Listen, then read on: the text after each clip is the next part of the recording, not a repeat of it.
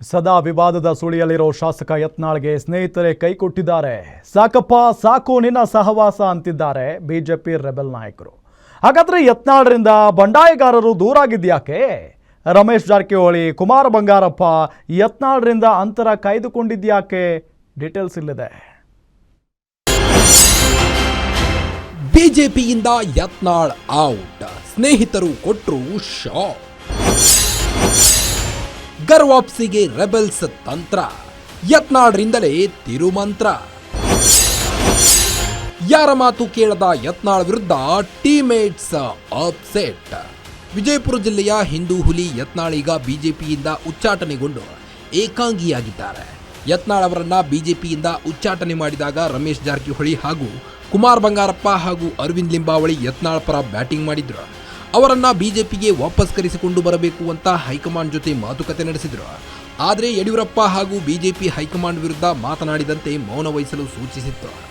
ಈ ಸಂದೇಶವನ್ನ ಯತ್ನಾಳ್ಗೂ ರೆಬೆಲ್ಸ್ ತಲುಪಿಸಿದ್ರು. ಆದರೆ ಯತ್ನಾಳ್ ತಮ್ಮ ಹಳೆಯ ಚಾಳಿ ಮಾತ್ರ ಬಿಡಲಿಲ್ಲ.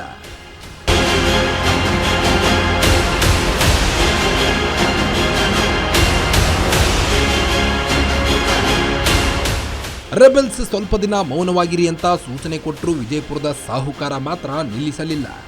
ಯಡಿಯೂರಪ್ಪ ಕುಟುಂಬದ ವಿರುದ್ಧ ಬಾಯಿಗೆ ಬಂದಂತೆ ಮಾತನಾಡಿದ್ರು. ಹೈಕಮಾಂಡ್ ಬಗ್ಗೆಯೂ ಬಹಿರಂಗ ಹೇಳಿಕೆ ನೀಡಿ ದೆಹಲಿ ನಾಯಕರ ಕೆಂಗಣ್ಣಿಗೆ ಗುರಿಯಾಗಿದ್ರು.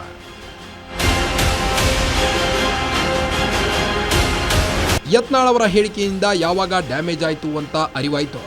ರೆಬೆಲ್ಸ್ ಅಂತರ ಕಾಯ್ದುಕೊಳ್ಳೋಕೆ ಶುರು ಮಾಡಿದ್ರು. ಒಂದು ವೇಳೆ ಯತ್ನಾಳ್ ಬೆಂಬಲಿಸಿದ್ರೆ ಇತ್ತ ರಾಜ್ಯ ನಾಯಕರು, ಅತ್ತ ಹೈಕಮಾಂಡ್ ನಾಯಕರ ವಿರೋಧ ಕಟ್ಟಿಕೊಳ್ಳಬೇಕಾಗುತ್ತೆ ಅಂತ ರೆಬೆಲ್ಸ್ ನಾಯಕರು ನಿನ್ನ ಸಹವಾಸವೇ ಬೇಡ ಅಂತ ದೂರು ಅಂದಿದ್ದಾರೆ.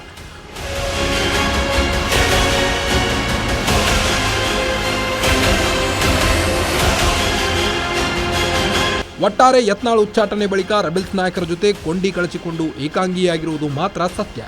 ಈಗ ಸ್ನೇಹಿತರ ಮಾತು ಕೇಳದೆ ಮೊಂಡುತನ ಮುಂದುವರಿಸಿರೋ ಯತ್ನಾಳ್ಗೆ ರಾಜಕೀಯ ಭವಿಷ್ಯವೇ ಮರೀಚಿಕೆ ಆದಂತೆ ಆಗಿದೆ.